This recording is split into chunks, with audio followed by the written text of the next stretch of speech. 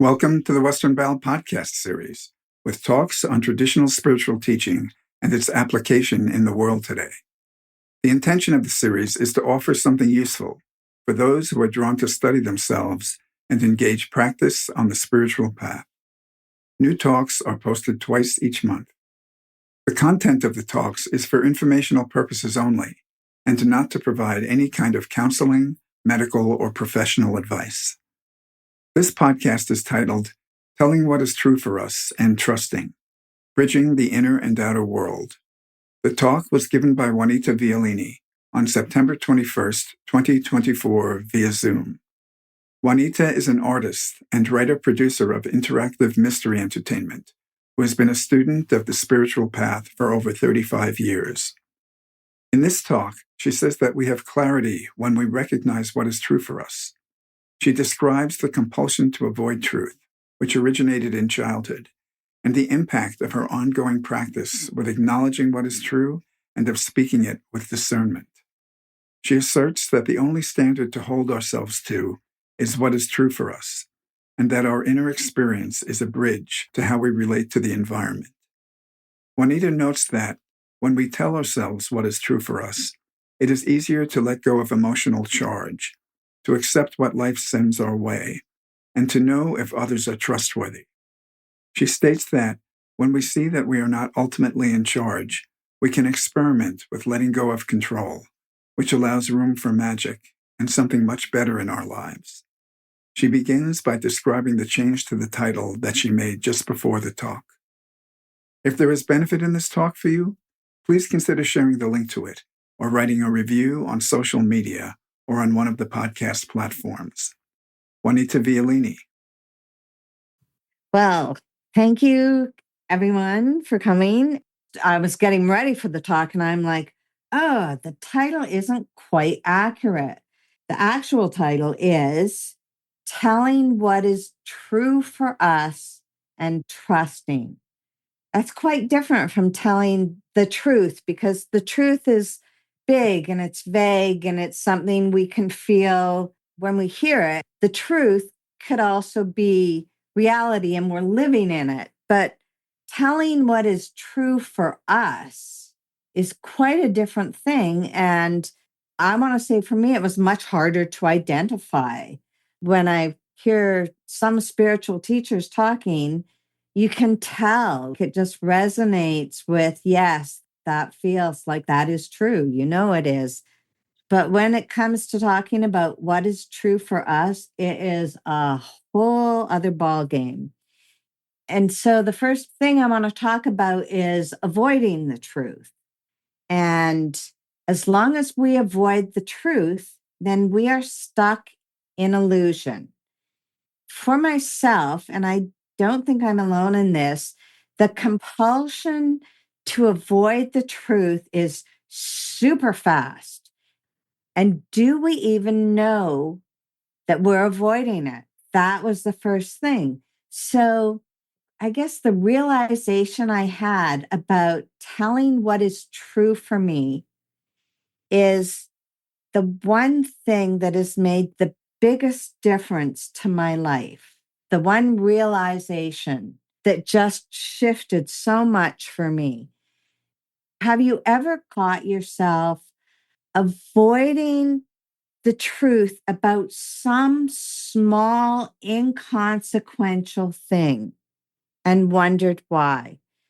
This is where we can observe ourselves, I think, in a way. It's the easiest and it's the hardest because we're not telling big lies. We're not coming up with some massive story about why I robbed the bank. No, I wasn't there. But it's little things like, why am I late for work? That kind of thing. And so avoiding the truth in the little things, I found that it was my habit to try and make something up that would be more acceptable than the truth. I guess the truth just was never acceptable. So there's a habit now of making up something more acceptable. And so where this compulsion maybe originates is no doubt childhood, whether it's some survival mechanism of being a people pleaser, a way to avoid being hurt, because as children, we often discover people don't want to hear the truth or just to gain approval somehow. So there's all sorts of reasons that gets us started in avoiding the truth. I remember when it first struck me, I was working at a campground and I can't even remember what it was, but there was some little thing. I don't think it was I was late, maybe a mistake with a double booking or something.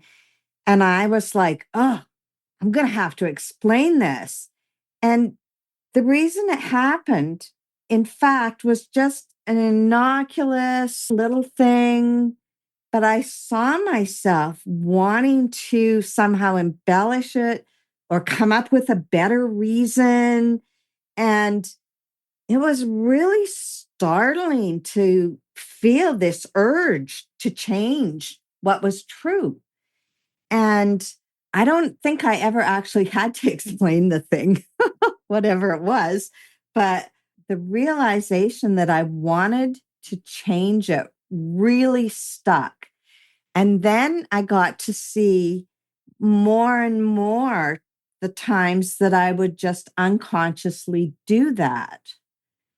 Does that ring for anybody? Do you guys ever notice or find that you might want to give a better version of some inconsequential thing? Yeah. All right. Okay. So, how we do it, how we block or avoid the truth. And I made a list of things, and they're pretty much boiled down to the mind. The mind is blocking the heart. So, we could avoid it with shame. Okay. We're feeling shame about something. Shame, whether we're feeling it out of conditioning or if we're out of integrity, in fact, we get stuck and fixated on feeling shameful. Or denial. We can deny the truth because if we don't deny the truth, then we'll have to change something. Something has to change. As long as we're in denial, things can stay the same. Self hatred helps us avoid the truth.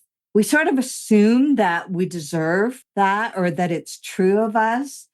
And we're scared to look at what's true because we're afraid it's right. Even though we suspect it's right, we think if we investigate our feelings in the self hatred arena, we'll know for sure it's right. And then there's no going back, right? You're just lost. Other ways we can see how we avoid what is true for us, the top 10, top five, the justifying, blaming, attachment to something, all those things that are often described in psychological things as below the line, right? It's not us, it's happening to us. We have nothing to do with it. So, those are all ways that we avoid looking at what is true for us. And then another one, and this one is super big, thinking that we can control the outcome of something. We avoid what is true for us because we have preferences or expectations. It's like all these things are having blinders on, and you're going full in the direction of anything but what is true for us. So that's some of the ways, but I think it all comes down to the mind that we avoid discovering what is true for us. And why would we do this? Habit is probably a very big one. Yeah, early survival mechanisms. Like if we have a bad habit of a sugar addiction, just for example. Okay, this is me. Okay, this is me. I should not assume for anyone else. Well, actually, if it is me, it's a salt addiction. It's not sugar. I'm a potato chip fiend. So the thing about denying or avoiding the truth in this instance is that we think it's a way to avoid consequences. Okay. So it's not so much that I can eat like a big bag of potato chips in one sitting. That's the problem. It's more about the compulsion and the unconsciousness of the action. So if I can honestly know, say that this bag of potato chips, salt and fatty acids or whatever it is going to give me a heart condition. I don't have a heart condition, but let's just use that as an example. If this bad habit is going to adversely affect my health, it behooves me to really know that, to really feel that as deeply as I can. And then either I can choose not to eat the chips, or I can choose to eat the chips and go, this might knock 5 years off my life, or whatever the case is. The truth is, what is true for me is eating this is not a good idea for my body. Knowing that it's not a good idea for my body as deeply as I can, and then I still go ahead with the bad habit. My experience is that sharpens self-observation, because I don't think forcing ourselves to do something necessarily works either. Honestly, I think self-observation is probably the ticket to almost everything. And so if I'm admitting that a bad habit adversely affects my health, then when I indulge in the bad habit, I am more aware of the consequence in my body. So maybe now I'll only eat the bag of chips every second time. And then if I feel the consequence, then maybe less and less and less, like that. So denying what is true for us means that we don't have to make changes, we'll just say. And I'll just say that bad health is a real consequence, and it could be a perceived consequence as well. If we find that we are stuck in denial about what is true for us because we imagine a consequence, then it behooves us to examine those thoughts closely, sit with them. Is this true? And really use the mind the way the mind is meant to be used, to investigate, to get the research, to weigh the facts. Fear of failure also is a way that we stop finding what is true for us. It keeps us focused on our failure, and it often stops there. And when we are focused on ourselves in that way, we can't access our intuition. Another reason that we avoid what is true for us is because it's a way to manipulate others to get our own way. And also avoiding what we feel is true for us means that we don't have to take responsibility for something. So if we have knowledge of something that is true within ourselves, if we know what is true for us, then we might have to act in a way we don't want to act. If we make a mistake and we know we've made a mistake and it's caused consequences for someone else, we need to correct that mistake, or we need to make amends. We need to deal with uncomfortable realities. And we don't have a lot of training or examples. At least I didn't growing up. Maybe it depends on where and how you grow up, but examples of a person speaking about what is true for them and then taking appropriate action based on that truth is not common. Even just admitting that we've been harsh with another person. Again, I think it's the small things. Or if I broke a thing, like who wants to admit that I was joyriding in the wheelbarrow and it busted? Then I have to go buy a new wheelbarrow. I don't want to spend my money that way. These are kind of silly little examples. And yet, that's where the riches lie.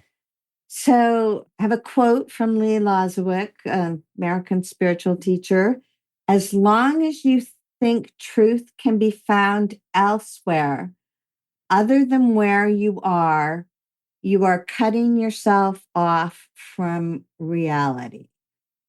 So at this point, any questions or comments?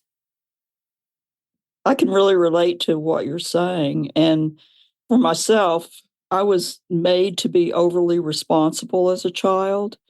Everything came back to me if something happened in the household because I was the oldest who had to bear responsibility for these chaotic things that occurred from time to time. And so telling the truth for me sometimes is the fear of having to be made responsible for something that might not have been fully my fault.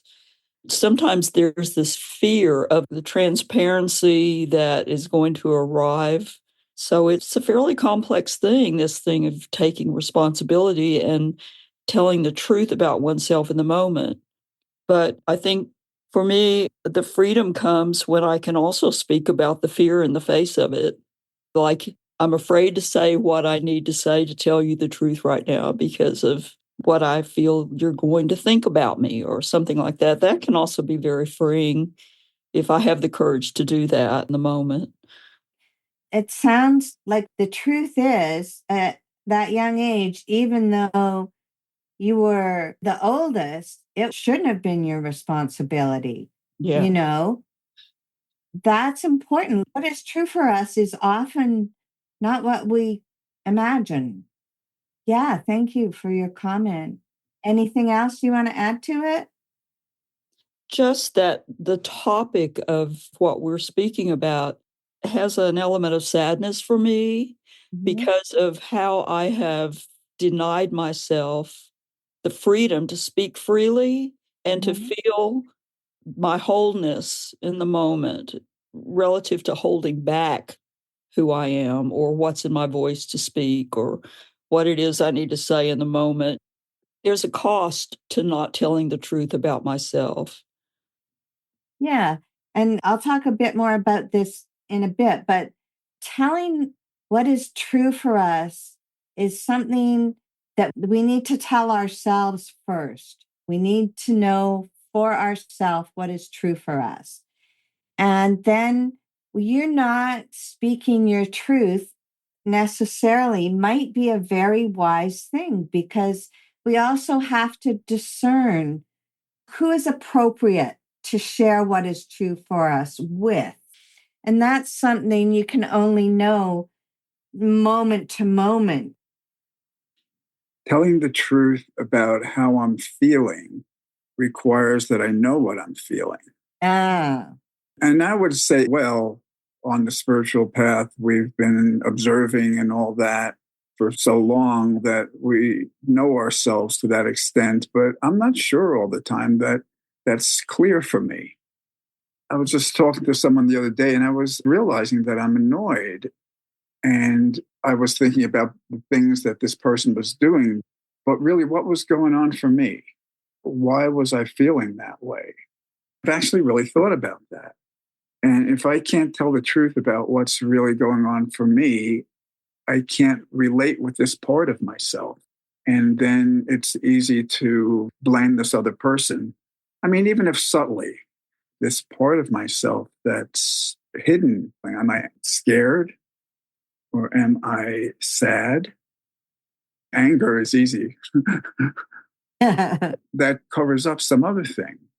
mhm. And then on the spiritual path, you can say, well, feelings aren't real anyway.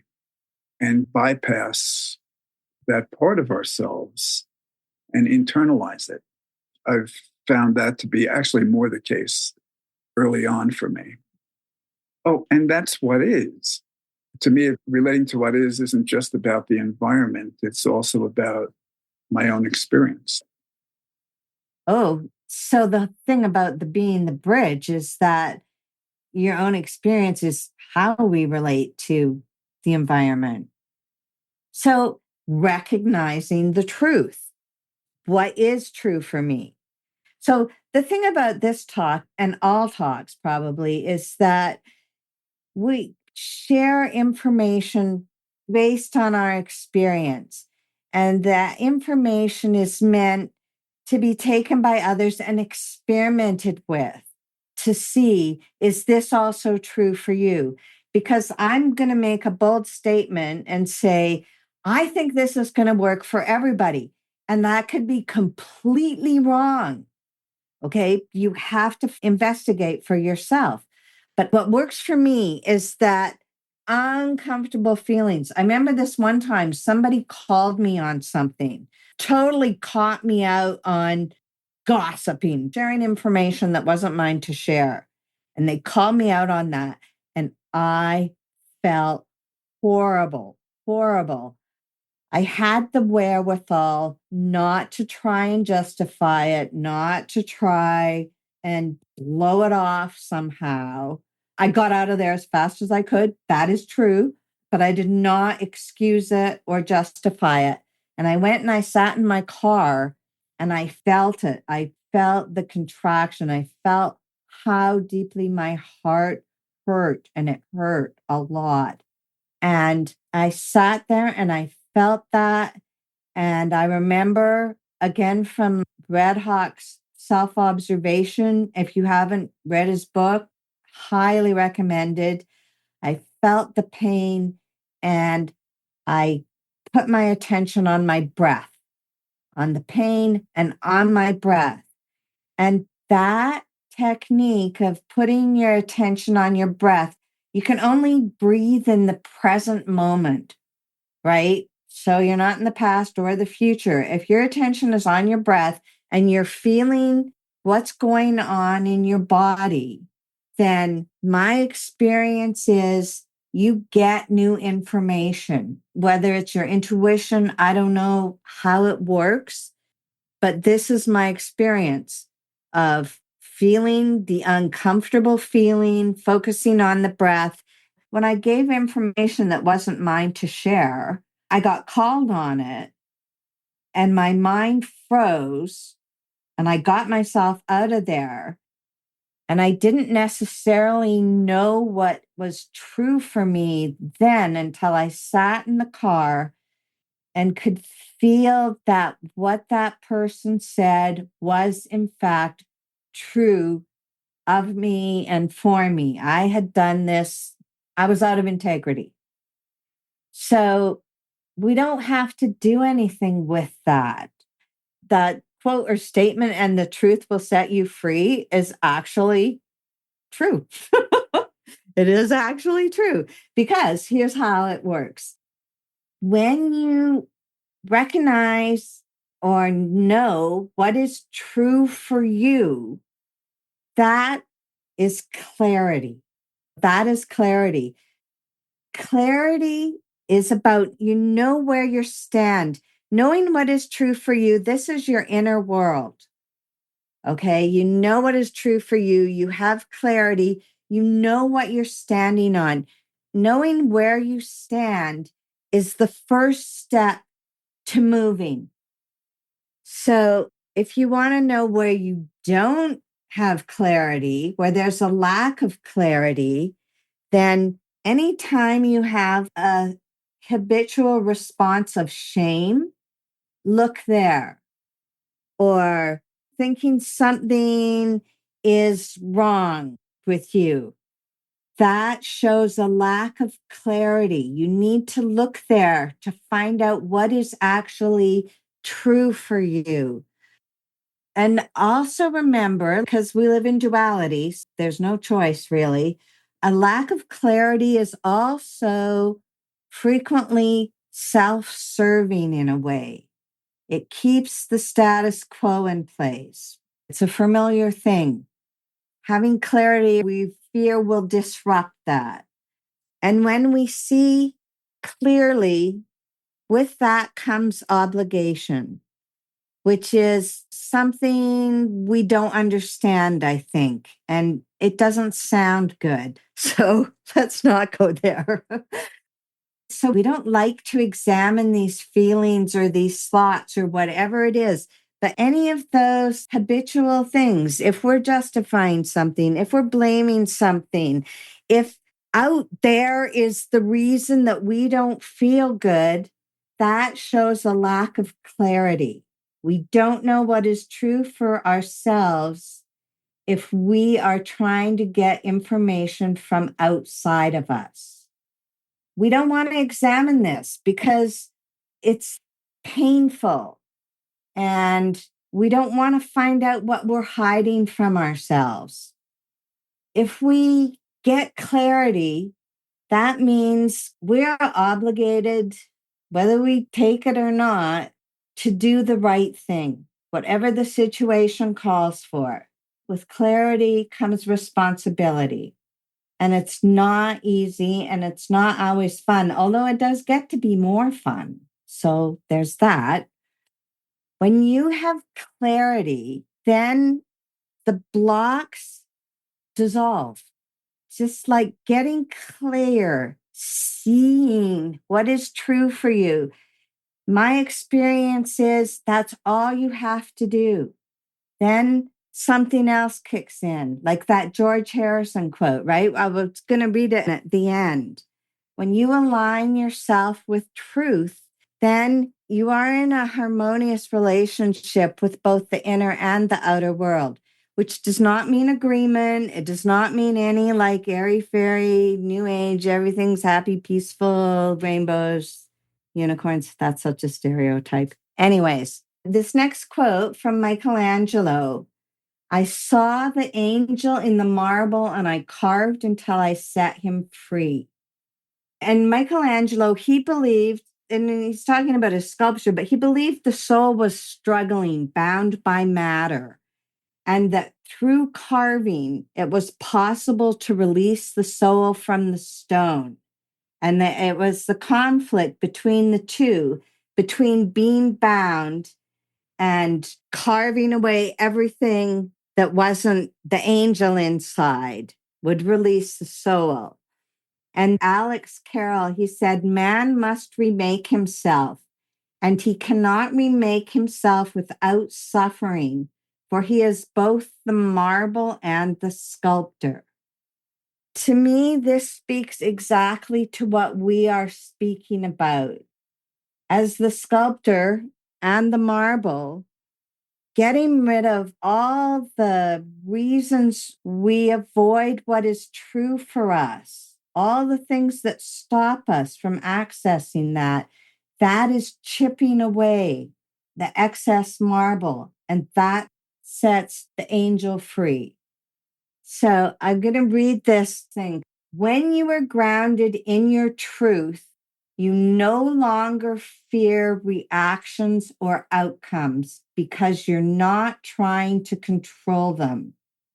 This mindset allows for freedom from inner conflict and reactivity, leading to clearer perception of the outer world. Okay, any questions or comments? I'm thinking about how clarity seems to come from trusting oneself, who one really is, one's essence, as opposed to trusting ego. How can you tell the difference between when you're trusting yourself, who you really are, and trusting your ego? Because when you sit with the discomfort that you want to avoid and you focus on the breath, you get a knowing. Somehow, I don't know if it's intuition, how it happens. You get clarity. And so it's not even a matter of how do I know? you feel the truth of it. I guess you could still fight it. But when I was called on something and I was out of integrity, when I focused on the feeling and the breath and it hit me, he didn't say I was out of integrity, but it hit me. I'm out of integrity. And you can't deny the truth. How do you know is a question from the mind. So when you get clarity, it doesn't come from the mind. You know in the body that it's true. That's my experience. Yeah, sure. Mine too. And coming to that place about everything, it seems to be a process. Mhm. Absolutely. Yeah. Over and over and over. Yeah, it's a practice. Yeah. Okay. Fear of the truth. Now I'm going to talk about fearing the truth because we have actually been fed so many lies growing up, the world, the education system, that we assume that the truth is worse. Why would people lie? Right? Oh, well, they must be lying because to tell the truth is going to be a lot worse than a lie, right? That's what my mind did. And it seems like others might think that way. And what we mean the truth is worse is rejection, abandonment. We don't belong. I don't belong here. That is probably the worst fear, not belonging somewhere, and that we will be stuck in a world of pain. So the truth is scary because it means pain, pain, pain, more pain, worse pain. That's what my assumption was, my unconscious assumption. That's why I'm avoiding finding out what's true. But the opposite is actually true because if we are, in fact, in the kind of pain that we assume we would be in, that is a sign of lack of clarity. So that is an indication that we need to look and find out what is true for us in that instance with the pain. The lack of clarity and the pain probably signals that a course correction is required. There's a quote from B.C. Forbes: the truth doesn't hurt unless it ought to. The other thing that I think is key is we are afraid of greatness. We are afraid of being powerful. And don't mistake that for we all should be movie stars or in some position of power. Being powerful and being great in the way that I'm using it here means that you're a huge influence on the circles that you are in. Except we don't speak what is true for us because in many situations, if we spoke what is true for us, it would have such an impact on people around us. And a lot of people around us aren't going to like it. It's not a comfortable situation necessarily, but it's important. And I think we're afraid of greatness and what it calls us to do. And one reason we are afraid of it is because we're afraid we'll seem arrogant. We're afraid to speak up and make a difference because we don't want to be grandstanding or we don't want any of those things because it might just prove that we're not good after all or something. But true greatness, owning your greatness, that is inside. Nobody else has to know. Okay. But it makes a difference in how you act. And people who are, in fact, arrogant or that whole hubris thing, they only wish to be great, but they haven't done the work. And so they're trying to prove how great they are by talking about how great they are because they want to be great without doing the work. And so if they tell the world how great they are, then it's validation from outside. Oh, they say they're great. They must be great. And so that's a detour that we or I can take. So that distracts me from being responsible for what is true for me and standing in that and being great in the way that I can make a difference to those around me, like a good way. Another reason we want to avoid our truth and being great is because we're afraid of making a mistake. Well, so what? Really? So what? Sure, there are extreme mistakes that you don't want to make. If you're like a pilot or a bus driver or something, you don't want to make big mistakes. But the mistakes that we usually make, I find, are more about losing face, about making an idiot of myself. And so what? It's not like I'm making a mistake to be annoying, even though it might seem that way. But it's how we learn, right? And if we make a mistake that is also out of integrity, then own it. Oh, that was not good. How can I make it up to you? Can I pay for crashing your car or whatever it is? It's not comfortable, but it is also freeing. What is true for me is that I made a terrible mistake. And whatever the situation is, go forward and fix it as best you can and move on. We need to hold ourselves accountable. That's the only accountability that really matters, that will really stick. I mean, it's good to have accountability partners and take the steps that you need to take to get to where you want to go. But at the end of the day, it's on us for ourselves. The other thing about telling what is true for us is that we have to do the right thing. Well, we don't have to, but it's a good idea. If you know what is true for you or what is true for the situation that you are in, if you do the right thing, this is where you get to trusting yourself. Is it ego or is it real or whatever? Does it lead to do the right thing or do we do the easy thing? What's it going to be? And this is not a one stop fixes everything. This is over and over and over and over. Every week, every day, there's some new thing where I am avoiding what is true. And then hopefully you get a little faster, hopefully you get a little quicker, but it might take years, years. So there's no one size fits all, right? We all have our own process, basically. Anyways, do the right thing. Doing the right thing also gives us self esteem as opposed to doing the easy things. People with self esteem treat themselves and others well.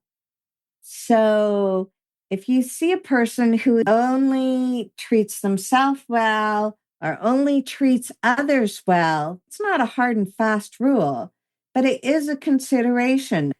Someone with self esteem is pretty much respectful of everyone. You don't have to like people, but you're nice to them, you respect them, right? So doing the right thing is important. So, doing the right thing and not the easy thing does not mean that life is a bed of roses. Okay. We live in duality. We do. There's grief, there's sorrow, there's joy, there's passion, there's the whole ball of wax there. And that's going to stay there. And so, experiencing it all and going through it means you don't get stuck in it. So, there's movement. It occurred to me the other day. I was so excited. I'm probably like the 10,000th person to have this thought. So, this is not a new thought. We are verbs. We are not nouns. We think we're nouns because we have a name and we have a body that seems solid, but we are not nouns. We are verbs. And so, It's like the whole movement is what it's about. Whether we move or not, time goes on. We're born, we die. And in between that, there's all this action or lack of action. Doesn't matter. The clock is ticking. We are verbs. And now a quote. Okay. This quote is also from Lee Lazawick, who is very, very quotable. Who you are today could be totally different tomorrow or next year. It's important not to fixate trust on a thing. Who we are changes in any given moment. So trusting ourselves is not what we do, but who we are.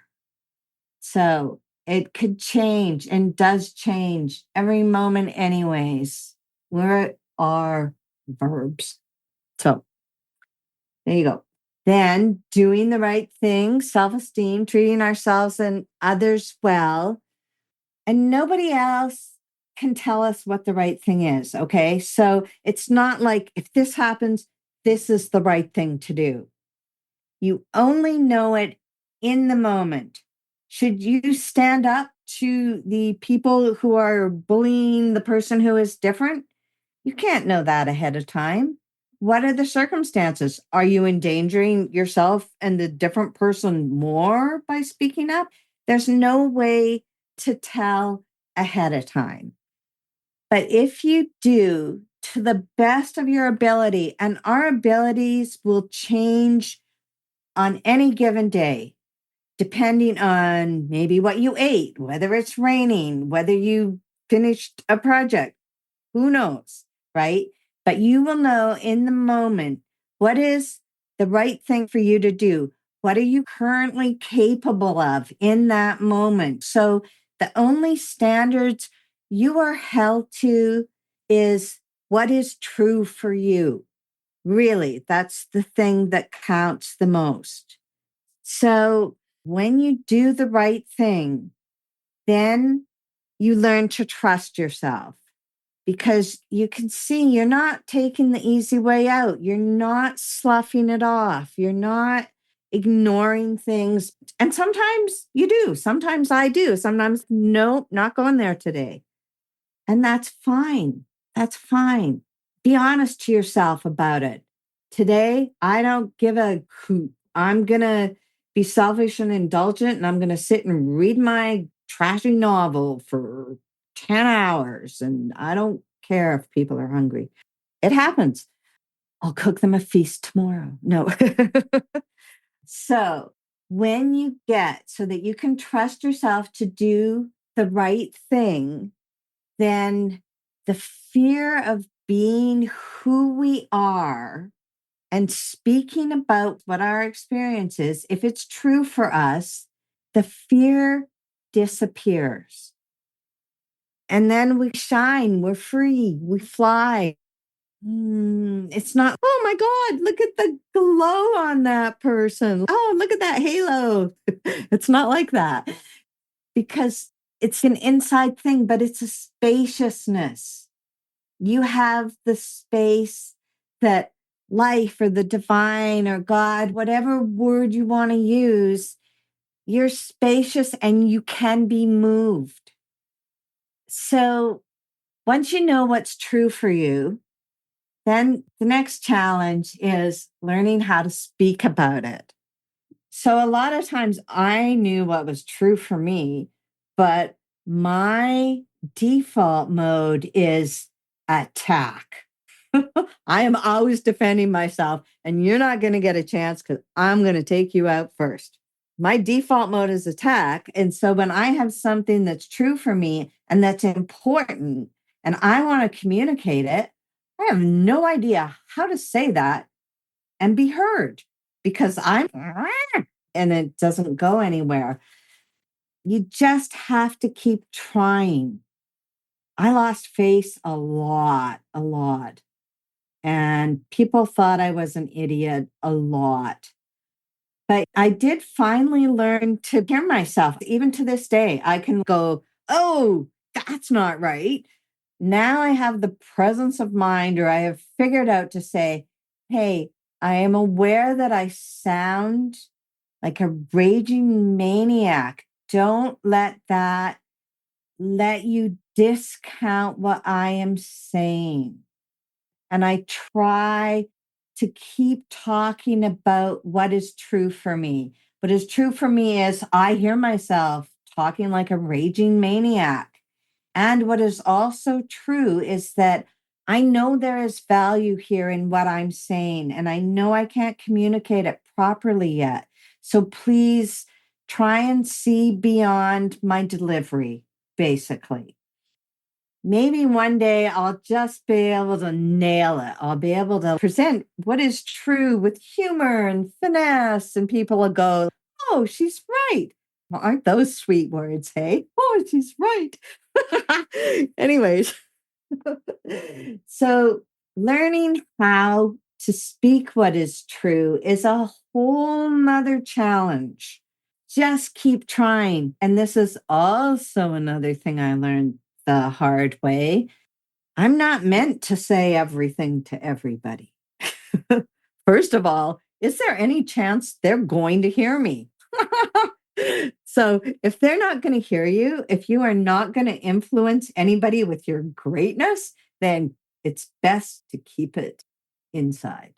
But when you make a bunch of mistakes, then you learn to read the signs. Mostly when I had a 9 to 5 job, situations would come up that was, I got to say something, this isn't right. And I would write pages and pages ahead of time to try and get to a accurate, clear, condensed as much as possible how I saw a situation.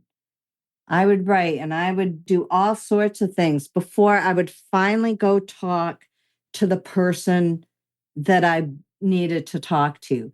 And I was lucky enough to have pretty much talked to people who would be open to what I was saying. I don't know whether it was good luck or whether I knew don't talk to that person. Anyways, part of the process of telling what is true for us and telling what is true for us, and you won't know this, you have to experience this. Telling what is true for us leads to trusting that what is in our best interest will show up.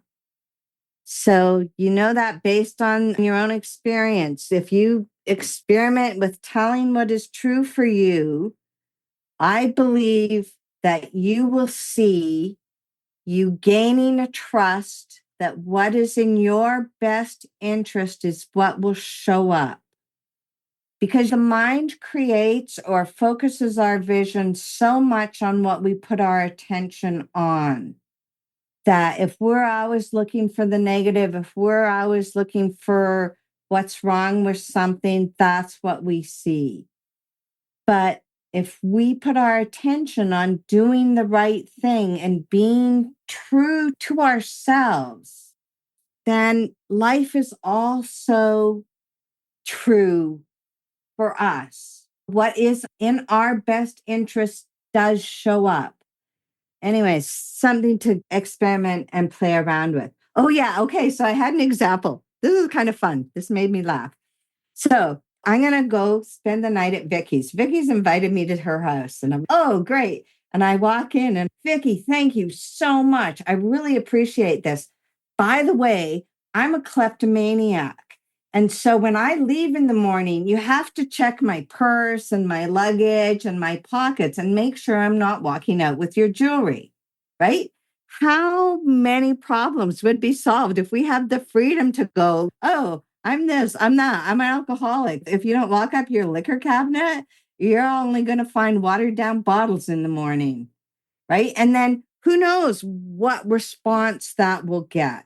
But if you speak what is true for you, then you can use what shows up, whatever it is. Vicky might be, oh, I'll call you a taxi. I don't think you can stay after all. Well, then that's probably the best thing. Maybe I should get help if I don't want people kicking me out because they're afraid I'm going to steal their stuff.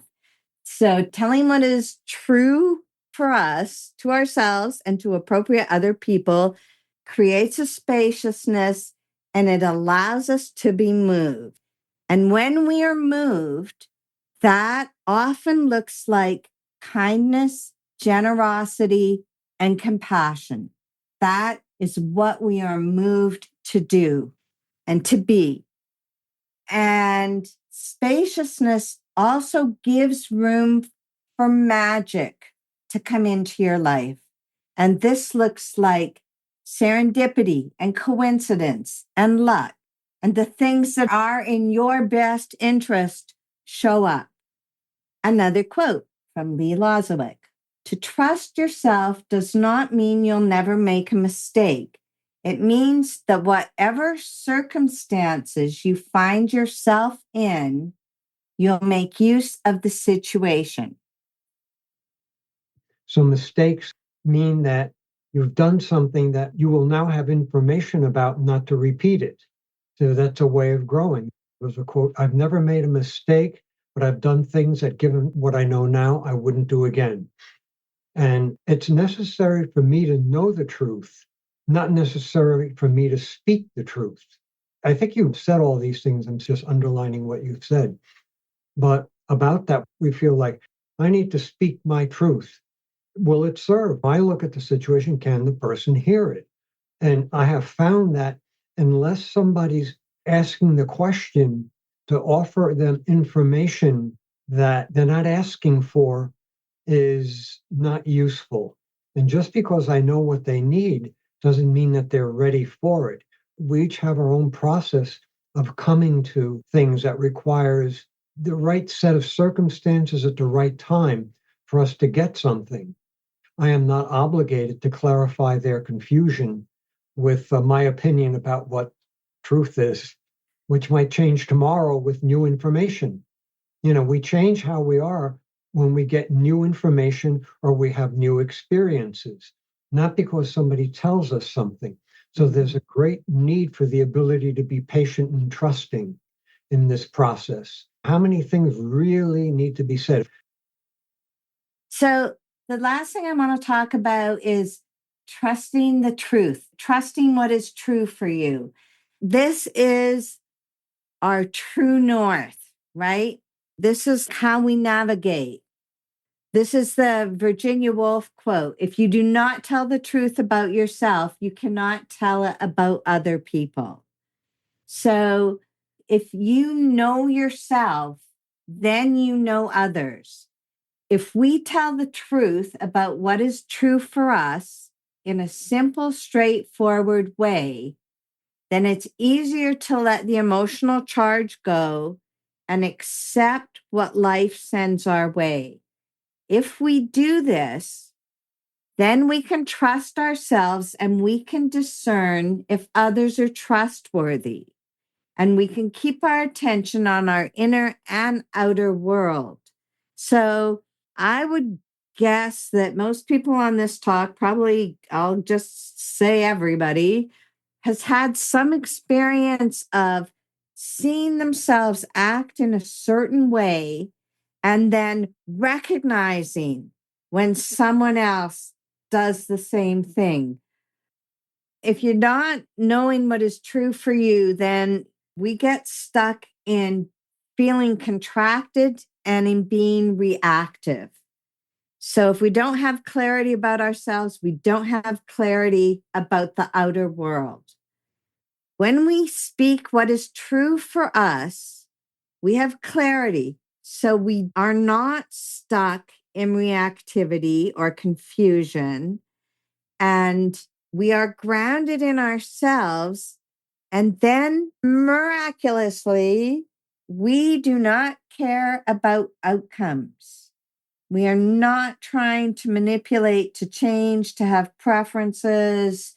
We know we're not in charge of anything. Okay, so that's a broad statement. And yes, we are in charge of some things. We are in charge of ourselves and our actions and whatnot. But as far as what your life is going to look like, it's best not to think you're in charge. As you experiment with this about telling what is true for you and starting to see that you can trust that life is going to give you what is in your best interest, you also see that it's good not to be in charge, that life will give you something much better. And you can't have expectations about what that means or what that will look like. When we realize that we're not actually in charge, we can force somebody to go along with us only so long, and then it backfires. When we see that it's good to let go of trying to be in control, then we can relax. An example of that, I've begun playing duplicate bridge a lot. In a no trump contract, sometimes you have to hold on, you have to not let go of the lead. But I'm finding more and more as I play that sometimes the magic happens when you let go, when you let them take the trick and they have the lead, because it puts you in a completely different position relative to when the cards are coming around. So letting go of the need to control means we relax and we're spacious and life can move us. I would just say, give yourself permission to let go of things. Experiment with that. Experiment with being okay of letting go of having to have control of things. Lee Lazarus quote, "You don't stop being negative by being positive. You stop being negative by recognizing truth."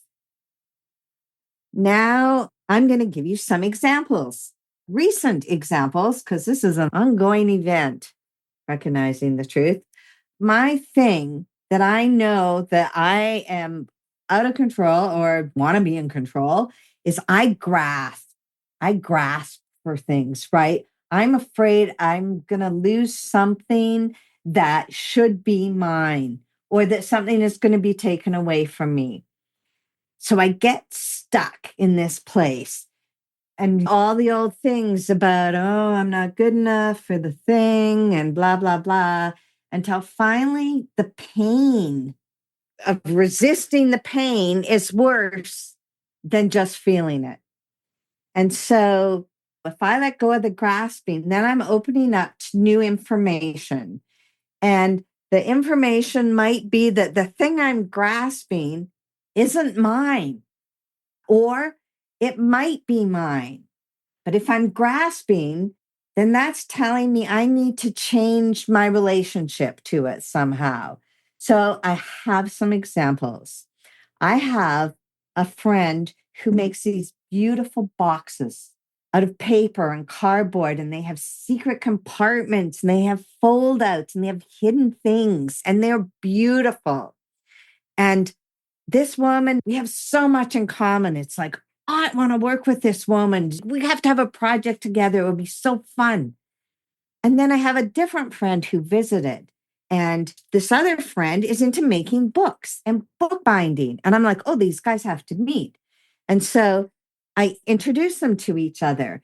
And right away, they get on like a house on fire, right? They're using all this bookmaking, box making jargon, and they're talking about things I have no idea about. And then they're brainstorming about working together, right? My dream, they're going to do it. Oh, and I'm feeling left out and deflated and unloved, right? It felt so bad. Like I have to insert myself. I have to be part of this. It's like I'm driven. And then it's okay, this is not useful. So sit with this uncomfortable feeling and focus on my breath. And what came up for me is this is not my thing. This is their thing.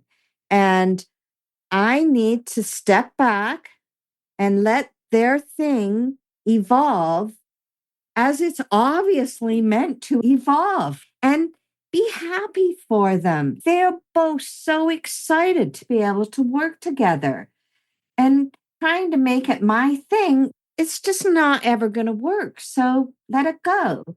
And then the other example I have is I've been writing murder mystery entertainment for over 35 years, and I'm starting to speak at festivals. And I want to teach this because I love it. So there's this big festival in Calgary, and I was there, and now I'm giving workshops. I'm getting lots of good recognition. Then there's this new writer shows up, this lovely young man with this wonderful Scottish accent, and he writes books and he's connected and he's starting to teach writing mysteries and he's getting TV show to write mysteries. And I've been to his workshops and he's the same old approach to mystery writing. And mine is different and mine is better. And now I'm afraid he's going to steal it, right? And now I'm all contracted and bent out of shape. And it's, whoa, this does not feel good in any way. First of all, think about this guy. This guy is a nice guy. He is a genuinely, really nice guy. And he's friendly. So what I'm making up has nothing to do with reality at all. And then I think, okay, is this my thing? Is teaching mysteries my thing? Yes, it is my thing. It can be lots of people's things. It doesn't need to be just my thing, but it is my thing. So why do I feel so crappy? Well, because for one thing, my focus on losing it is taking away from moving it forward. And if this is my thing, I need to serve that thing, right? I need to do the next step. I need to focus on it. I need to put on the work. I need to be there for that thing, not afraid somebody's going to take it. That does nothing. And so I think this is how it works, or this is how it works for me. So I must have wrote this because it's not attributed. When you know what is true for you, you stop fearing reactions or outcomes. You're freeing yourself from inner conflict and gaining clarity in how you see the world. This gives a sense of balance and confidence to navigate the challenges of the outer world with resilience, unburdened by the need to control or please others. And then a quote from George Harrison. I'll tell you one thing for sure. Once you get to the point where you're actually doing things for truth's sake, then nobody can ever touch you again because you're harmonizing with a greater power. Thank you. Thank you.